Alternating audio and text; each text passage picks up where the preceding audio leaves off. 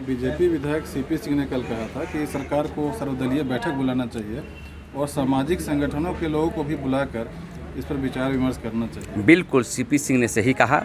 जब ज्वलंत मुद्दा हो जाता है, आग लग जाती है, तो विशेष सत्र बुलाइए, सर्वदलीय बैठक बुलाइए। डेमोक्रेसी में क्या है, सबको पूछने की आवश्यकता है। तो ये सीपी सिंह सही कहा। जब कोई समस्या आ रहा है, आप चुपचाप बैठे हुए हैं, पिंजरे में बंद कर दिया गया है आपको जो बोलता है माफिया तत्व जो है नौकरशाह, वो आप करते हैं। लोकतंत्र में भाई बहस बहुत बड़ी चीज़ है, संवाद बनाइए, सब समस्या का समाधान हो जाएगा। सही कहा सीपी सिंह ने। प्रेम साही जी, आप स्थानीय नीति और भाषा को लेकर लगातार आदिवासी मूलवासी संगठनों को एक करने का प्रयास कर रहे हैं, तो इसमें कहाँ तक सफल हो पाए?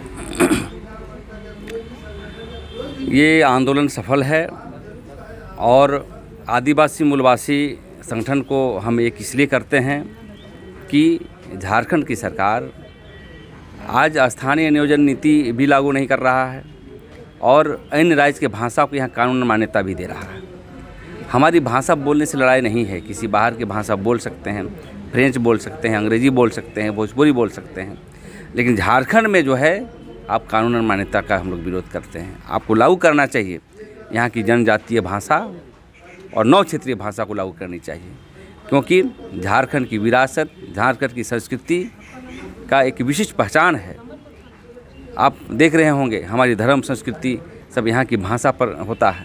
तो इसलिए हम मांग करना चाहते हैं हम हेमंत सोरेन जी से कि अभी भी वक्त है कि बाहरी भाषाओं को यहाँ पर खारिज करें और स्थानीय भाषा को यहाँ लागू करें। हम लोग का एक प्रोग्राम राज्य स्तरीय है।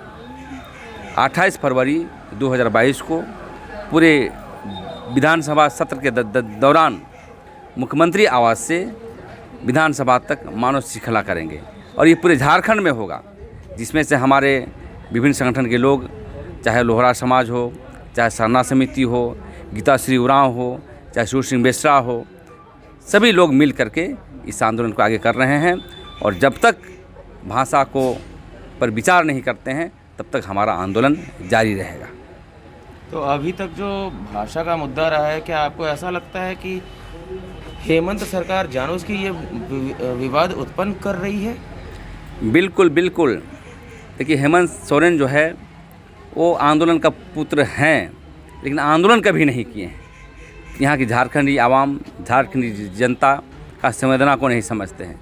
यहाँ की मिट्टी, यहाँ की भूमि, अब खेत में जाके देखिए, अब भाषा लागू करिएगा तो उसको नौकरी मिलेगी, उसके लिए अलग आपको नौकरी के लिए रास्ता खुल जाएगा।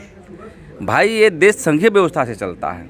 कन्नड़ में जाएंगे कन्नड़ बोली जाती है, बंगाल में जाएंगे बंगाली बोली जाती है। सब अपनी अपनी भाषा के अनुसार संघीय व्यवस्था में अलग स्टेट दे दिया गया है। आप देखते होंगे बांग्लादेश जो है पाकिस्तान से अलग हुआ, उर्दू पर नहीं हुआ, बांग्ला भाषा पर हुआ। ये भाषा की लड़ाई है। तो हम लोग भी चाहते हैं कि झारखंड में मुंडा हो, संथाली और जितने भी नौ क्षेत्रीय भाषा है उसके आधार पर ये करें। और हेमंत सोरेन निश्चित रूप से ही लड़ाई करवाना चाहते हैं। हम लोगों को इस पर चिंतन करना चाहिए, सामाजिक कार्यकर्ताओं को पूछनी चाहिए, यहाँ के बुद्धिजीवी को भी पूछना चाहिए इस बातों को। 1932 के खतियान का मुद्दा जो है उसमें सरकार का क्या रुख है, उस पर आप लोग क्या कह रहे हैं? देखिए, हम लोग 20 साल से आंदोलन कर रहे हैं। हम कई बंदी किया झारखंड में। 1932 का खतियान हो चाहे, लेकिन खतियान होना चाहिए। खतियान होना चाहिए क्योंकि कहीं पर 1962 में हुआ है, 63 में हुआ है।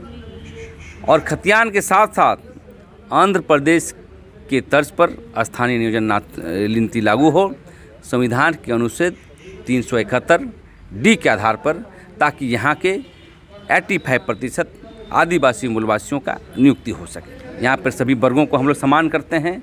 बिहारी भी रहते हैं, यूपी वाले लोग भी रहते हैं। आके रहिए, खाइए, पीजिए, कोई दिक्कत नहीं है। यहाँ पर नौकरी भी करिए, लेकिन भाषा भी बोलिए, लेकिन उसको कानून मान्यता दे करके हमारी भाषा को आप हस्तक्षेप करेंगे, ये कतई हम लोग बर्दाश्त नहीं करेंगे। भाषा पे ही एक सवाल और है कि क्या आप लोग आपस में एकमत है? क्योंकि सूर्य सिंह बेसरा ने कहा कि उड़िया और बांग्ला को हटना चाहिए, जबकि उसके 10 मिनट के बाद ही मैंने जब शैलेंद्र महतो से बात की तो उन्होंने बोला कि नहीं, उड़िया और बांग्ला तो रहना चाहिए। नहीं, देखिए, बांग्ला और उड़िया और उर्दू की इस पर बात मैं नहीं कहना चाहता हूँ। देखिए, उर्दू एक इंटरनेशनल भाषा है। अब अंग्रेजी इंटरनेशनल भाषा सबको बोली जाती है, हिंदी भी नेशनल भाषा है। अब उसको क्षेत्रीय बना देंगे तो ये कतई नहीं होता है। अब बांग्ला का अपना ये है, अब बांग्ला में बनाया नहीं बनाया, बंगाली लोग तो अलग राज्य के लिए बहुत आंदोलन किए, है ना।